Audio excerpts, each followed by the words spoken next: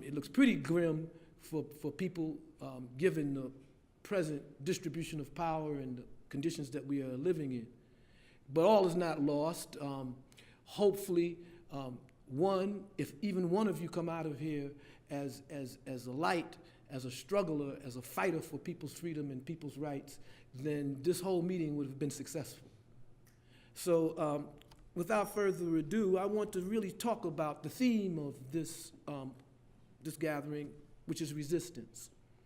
And the reason why I want to talk about that and try to frame it in somewhat of a different light is because one of the reasons that we're in the situation that we're in today is because much of the history of resistance in the United States has been marginalized, has been written out of the narrative that we now call the so-called civil rights movement or the human rights movements of the 20th century. Totally written out. There's a radical tradition in this country that stretches all the way back to the first slave setting foot on this country, on this continent.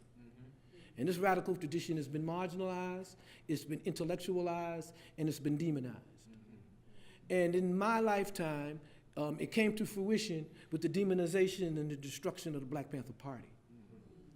And so while I will try to focus somewhat around that particular era and that particular phenomenon that we come to know as the Black Panther Party and the BLA and the so-called militant 60s, I want to read to you a brief statement from the liner notes of the book, The Rise of the Warrior Cop, by an investigative reporter called Rhode Balco. It's a very interesting book, and if you can get a hold of it, you should read it because there's a lot of information, and it's called The Rise of the Warrior Cop, the militarization of America's police force. And he says in his liner notes, he says that America's cops have increasingly come to resemble ground troops. Today's armored up policemen are a far cry from the constables of early America.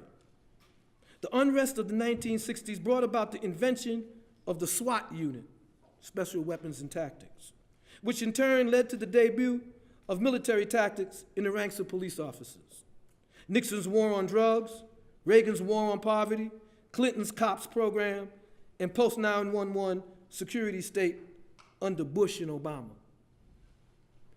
In this very short sentence, he sort of encapsulates a process that has occurred over the past 40 or so years that I call the consolidation of white right-wing political power and influence. The consolidation of the right in the United States has been an ongoing process. We're now living at the end result of that process, and in all honesty, it's like a scrambled egg. You can't get it back into the shell. We're not going to be able to undo the historical development of right-wing white supremacy in this country and its manifestation in the legal system and in the electoral system. We're not going to be able to undo it. It's not possible. And the reason why it's not possible is not because things cannot change, it's not because people cannot change, it's because we're dealing with an empire in which the defining contradiction is the relationship between finance, capital, and working people. And the current relationship between finance, capital, and working people is that we are living in an oligarchy. We are living in a plutocracy that masquerades as a democracy.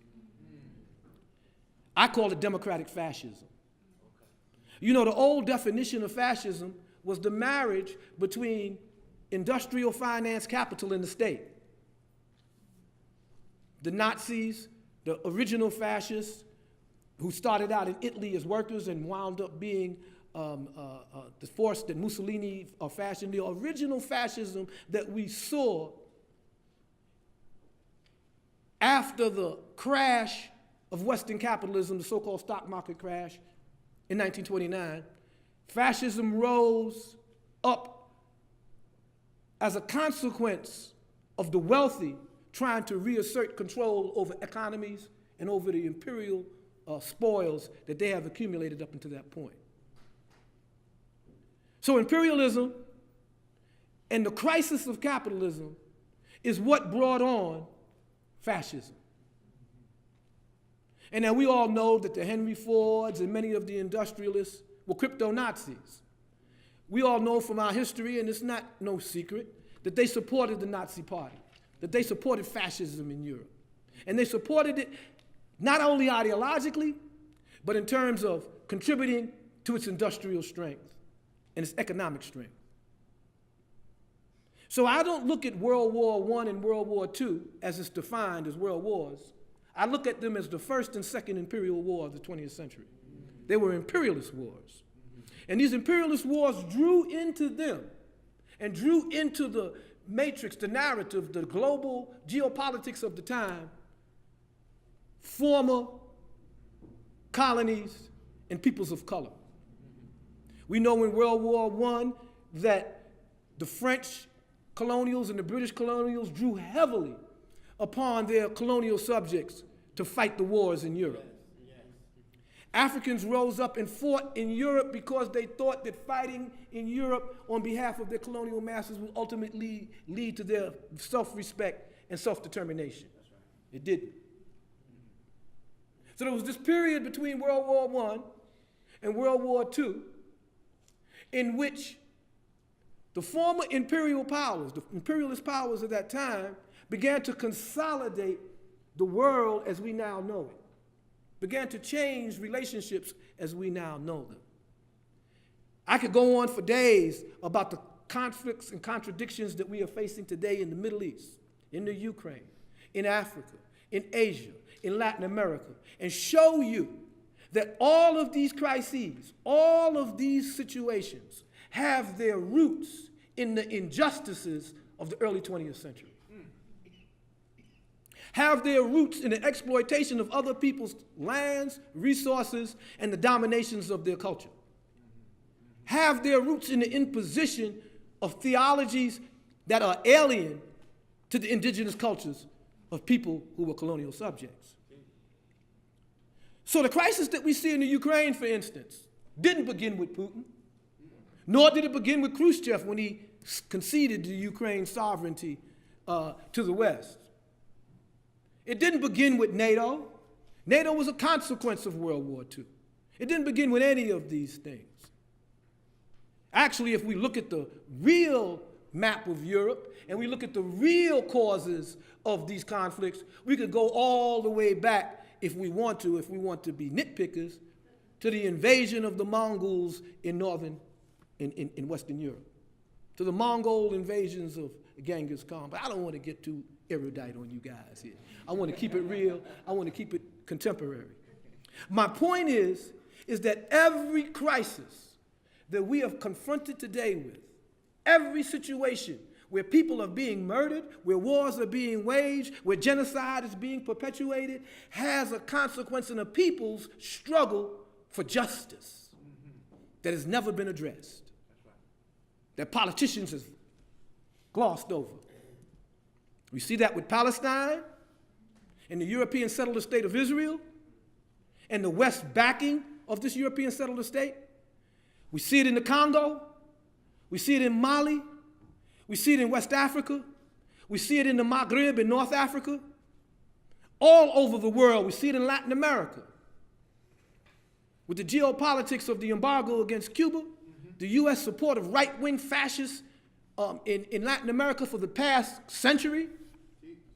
We see it in Asia after the Korean War, with the U.S. involvement in Vietnam and its refusal to recognize the sovereignty of the Vietnamese people because they would have chosen Ho Chi Minh and socialism as their path rather than the West. That's right. We sacrificed tens of thousands of our young lives to fight a wars for neo-imperialism. World War II, Second Imperialist War, same thing. The Germans felt that they were unjustly treated at Versailles, and they embraced a madman called Adolf Hitler, who led them to perdition and destruction. But on the way, they also killed 50 million people in this world. They also caused They also brought down institutions and structures that were reconstituted in 1945. And it's this period from 1945 to now that the right wing and the wealthy and the industrial elite have struggled to create a global situation of dominance, hegemony, and empire. We look at the structure of the United Nations, and we look at the rhetoric that attended it, that no more would people kill each other, that the United Nations was established so that global peace could reign supreme, so that people could resolve their differences. But there was a permanent consul assigned to the United Nations.